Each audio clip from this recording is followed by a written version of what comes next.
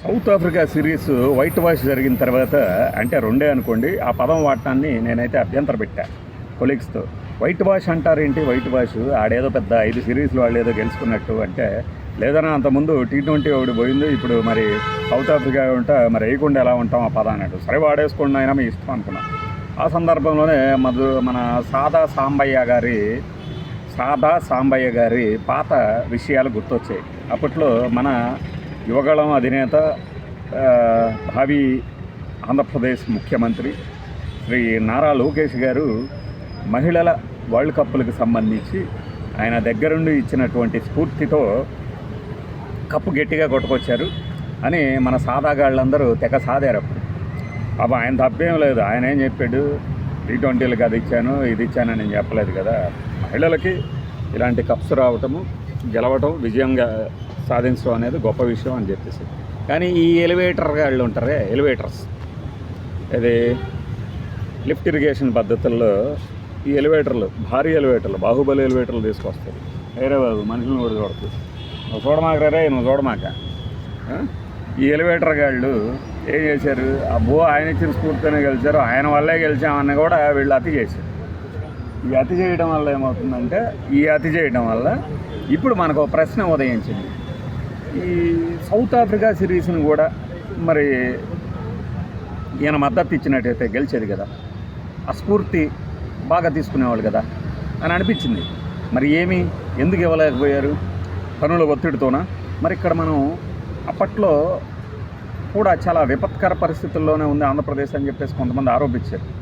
లేదు మేము ఇక్కడంతా చూసిన తర్వాతే వెళ్ళాము, అక్కడ ఒక ఇదిలో ఇచ్చాము, ఆ స్ఫూర్తితోనే మహిళల వరల్డ్ కప్ వచ్చింది.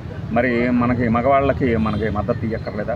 చెప్పకండి పాతది మళ్ళీ ఆ హీరోకి మనమే ఇచ్చామని చెప్పి. ప్రస్తుతం గురించి మాట్లాడండి.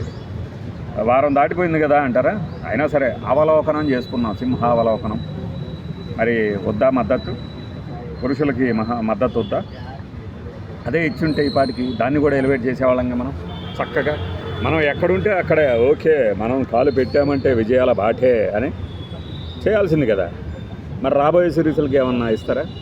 గౌతమ్ గంభీర్ అసలు బీజేపీ నుంచే కదా వచ్చింది కుర్రాడు. ఎంపీగా ఉండి అతన్ని దాంట్లో పంపించారంటే వాళ్ళ మాయాజాలం ఏమైనా చేస్తారు. అట్లాంటి గంభీర్ మీద మనం చాలాసార్లు మాట్లాడుకున్నాం. అయ్యా గంభీరమా, ఇక నువ్వు నిష్క్రమించిన ఆయన అని. ఇప్పుడు 2 వరుస ఓటర్లు వచ్చేసరికి పాతవన్నీ బయటపడుతున్నాయి.